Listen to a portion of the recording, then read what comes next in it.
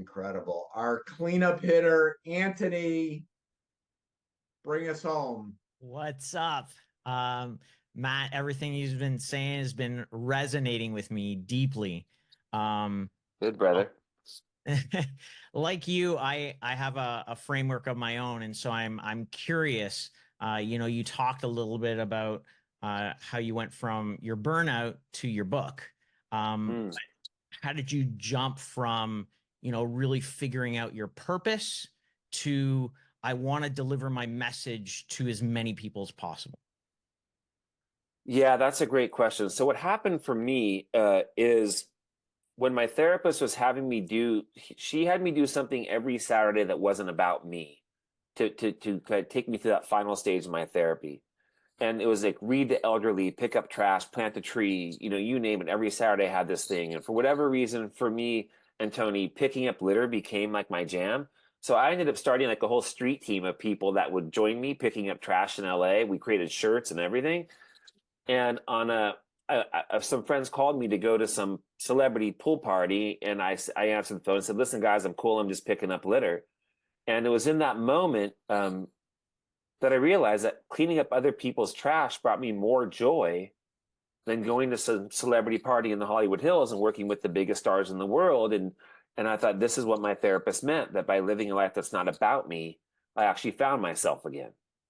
And that was the idea that allowed me to write that very first book. But that book was all I had planned.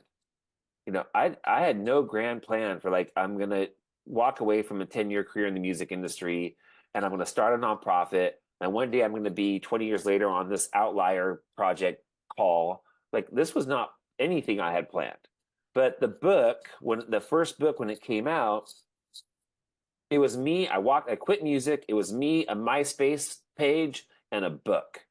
And that's all I had. And I got an email from a woman who said that my book saved somebody from committing suicide. And I said, I don't know what this thing's supposed to be, but my job and my goal is to make Every Monday Matters a household name with zero plan. And then all of a sudden, just the universe, I guess, said, yeah, you know what? It needs to be out there more. And it was newspaper columns, it was small speaking gigs and a TED talk. And then Forrest Whitaker bought my book and took it to Oprah Winfrey at Obama's first inauguration. Next thing you know, I'm getting a call from Oprah's camp.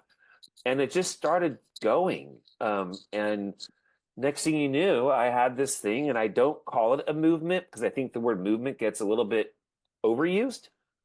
Yeah.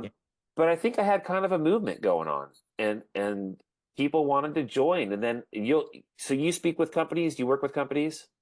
I do. I just quit my job about a month ago to become a public speaker. And like you, I have a framework called the Amazing. Happiness Blueprint. And I want to, my goal is to reach as many people as possible to have them, create their own happiness blueprint and be positive and happy every day. I Um, love that. Well, we should talk for sure. But you'll all appreciate this.